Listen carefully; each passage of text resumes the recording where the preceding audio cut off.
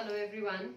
So welcome to my YouTube channel and today is our day 8 challenge and आज हमारा जो topic रहेगा वो है What if we do not follow the software testing? So मेरे previous जो videos है उसमें मैंने सॉफ्टवेयर टेस्टिंग क्या है, सॉफ्टवेयर टेस्टिंग के प्रोसेस क्या है, तो सॉफ्टवेयर टेस्टिंग से रिलेटेड स्टार्टिंग एकदम बेसिक से रिलेटेड जो भी है वो मैंने शेयर किया है। अब मैं बताऊंगी कि अगर मैं सॉफ्टवेयर टेस्टिंग नहीं करती हूँ तो उसमें हमारा क्या क्या प्रॉब्लम हम फेस कर सकते हैं as a company, as a tester, right?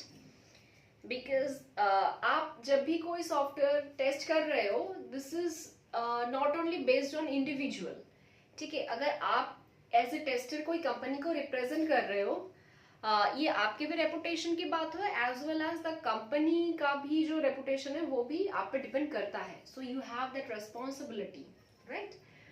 तो always keep it in your mind कि हमेशा जब भी टेस्टिंग करना वो हमेशा फोकस्ड होके करना, मेंटल स्टेबिलिटी रख के फिर उसके बाद आप करना, ठीक है? तो आज हम लोग करेंगे कि what if we do not follow the software testing process. तो उसमें the first thing is unexpected bugs and errors. तो अगर कोई सॉफ्टवेयर डेवलप ऑलरेडी हो चुका है लेकिन हम उसको टेस्टिंग नहीं करेंगे, तो अगर बिना टेस्टिंग के हम उसको ये भी नहीं जान पाएंगे कि रिक्वायरमेंट्स क्या है, क्या एक्चुअल रिजल्ट दे रहा है, तो उसमें एक अनएक्सपेक्टेड एरर आ सकता है। कुछ भी बिहेवियरल चेंजेस हो सकता है, कभी भी सॉफ्टवेयर क्रैश हो सकता है। तो ये डिफरेंट चीज जो है ये कभी भी हम लोगों को देखने को मिल सकता है, ठीक है? तो इसमें क्या होता है, जो एक यूजर के पास जो एज ए एप्लीकेशन और सॉफ्टवेयर जो जाता है ना, वो बहुत पुअर एक्सपीरियंस देता है। यूजर एक्सपीरियंस बहुत पुअरली होता है एंड यूजर के जो एक डिससेटिस्फेक्शन है होता है, ठीक है?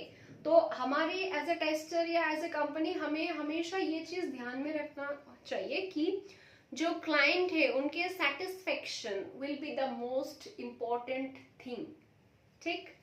अब उसके बाद आते हैं सेकंड पॉइंट पे, सिक्योरिटी वल्नरेबिलिटीज। अब सिक्योरिटी वल्नरेबिलिटीज में हम देखेंगे expose the software to data breaches and hacking, ठीक है? कभी कभार डेटा ब्रीच हो सकता है, हैक हो सकता है। तो इसके लिए basically after development we will go for the web security testing. मैं आपको वेब सिक्योरिटी टेस्टिंग क्या है ये मैंने अपना अपकमिंग वीडियोस में बताऊंगी सब कुछ, ठीक है? तो ये हो गया आपका सिक्योरिटी वल्नरेबिलिटीज। हमें देखना पड़ता है कि अगर कोई एक, जैसे कि डिफरेंट एप्लीकेशन है, बैंकिंग एप्लीकेशन है, बैंकिंग सॉफ्टवेयर से SBI, HDFC या कोई भी बैंकिंग एप्लीकेशन हो, वहां पे डेटा ब्रीच तो नहीं हो रहा है, या फिर कोई वल्नरेबिलिटीज जो ये डेटा ब्रीच के साथ साथ कभी वहां पे कुछ हैकिंग इशू तो नहीं आएगा, वहां पे जो है हमारा वेब एप्लीकेशन जो है वो कितना सिक्योर है, राइट? तो ये सारी चीज हमें टेस्टिंग करने की जरूरत है। बिना टेस्टिंग के हमें ये चीज पता नहीं चलेगा। तो यहाँ पे हमारे सिक्योरिटी वल्नरेबिलिटीज एक बहुत बड़ी मायने रखता है, ठीक? अब आते हैं 3 नंबर पॉइंट जो कि है इंक्रीज डेवलपमेंट कॉस्ट। अब अगर डेवलपमेंट होने के बाद ही टेस्टिंग होता है, वो कॉस्ट हमेशा कम होता है उस पे, कि डेवलपमेंट जितना हुआ है उतना ही कॉस्ट आपको जाएगा एज ए टेस्टिंग पर्पस में।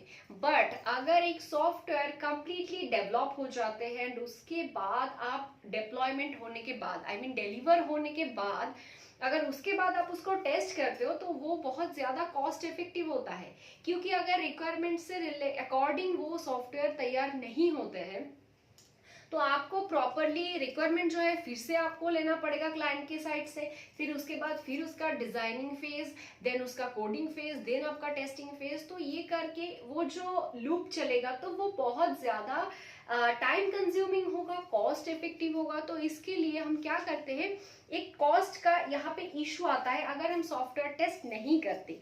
So increase development cost is very important, right? Okay, so come to the next point, that is poor performance and scalability, right? तो जब हम लोग सॉफ्टवेयर टेस्ट करते हैं तो हम उसका परफॉर्मेंस देखते हैं कि वो कैसे परफॉर्म कर रहा है, उसका बिहेवियरल एस्पेक्ट्स कैसा है, बिहेवियरल प्रोस्पेक्ट्स कैसा है, उसका परफॉर्मेंस किस बेसिस पे हो रहा है, कैसे बेसिस पे वो और भी यूजर्स, अगर 2 यूजर्स कैसे बिहेव कर रहे हैं, thousands user eight a single time कैसे बिहेव कर रहे हैं। जैसे कि आजकल हमारे स्ट्रीमिंग प्लेटफॉर्म्स इतने सारे हैं, हमारे ओटीटी प्लेटफॉर्म्स है, लाइक आप हॉटस्टार, नेटफ्लिक्स, या कोई एक रिजल्ट आउट हो रहा है, कोई एक नेशनल एग्जाम का रिजल्ट आउट हो रहा है, तो कोई एक प्रॉपर एग्जैक्ट वेब एप्लीकेशन में या फिर कोई वेबसाइट में अगर एक साथ में 1000 स्टूडेंट्स उसको उस पर लॉग इन करता है अपना रिजल्ट चेक करने के लिए, अपना आईडी पासवर्ड देके, तो उसके उस टाइम एक वेब एप्लीकेशन कैसे बिहेव कर सकता है, उसका स्केलेबिलिटी क्या हो सकता है, उसका परफॉर्मेंस क्या हो सकता है, तो ये बहुत ज्यादा इंपॉर्टेंट है। ठीक है, तो this is your point number 4. So the last point is that I have written for you, which is market and compliance risk. ठीक है, तो ये जो मार्केट एंड कंप्लायंस रिस्क के लिए है, तो सब कुछ ये जो सॉफ्टवेयर हम लोग मेक कर रहे हैं ना, ये मार्केट में एक वैल्यू ऐड करता है। मार्केट में वो कितना वैल्यू ऐड करता है ये बहुत ज्यादा इंपॉर्टेंट होता है, राइट। तो उसमें मैंने लिखा है, एक non compliance with industry standard can lead to legal issue and hinder market adoption, right. तो उसमें क्या होता है, while damaging the company's reputation and competitive position. तो ये जो मैंने लिखा मार्केट एंड कंप्लायंस रिस्क, तो इसमें हमारे कंपनी के रेपुटेशन बहुत ज्यादा जुड़े होते हैं। तो इसके लिए जो है, तो इसके हमें हमेशा ध्यान रखते हैं, उसी हिसाब से हमें टेस्टिंग करना होता है। तो इसीलिए small small steps always leads you to a big decision, right. तो ये ऐसे करके आपको हमेशा याद रखना पड़ेगा। तो इन शॉर्ट में आपको जो 5 पॉइंट लिखा है वो मैंने प्रॉपर आपको बताना है। Number 1 is your unexpected bugs and error.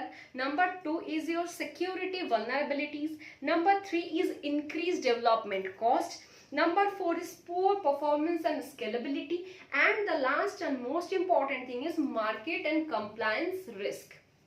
तो अगर कभी कोई इंटरव्यूअर आपसे पूछे कि एटलीस्ट आप ये सारे अगर उनको बता दोगे, at least they will get to know कि आपको ये चीज़ के बारे में एटलीस्ट आइडिया है और बहुत अच्छी तरीके से आपने एक सॉफ्टवेयर टेस्टिंग के साथ आपने इन सब चीज़ों को भी ध्यान रखते हुए आपने सॉफ्टवेयर टेस्टिंग का जो जर्नी है, आपका जो करियर ग्रोथ है, आपने स्टार्ट किया है। तो this is very important thing जो मुझे लगा है ये आपके साथ शेयर करना बहुत ज़रूरी था।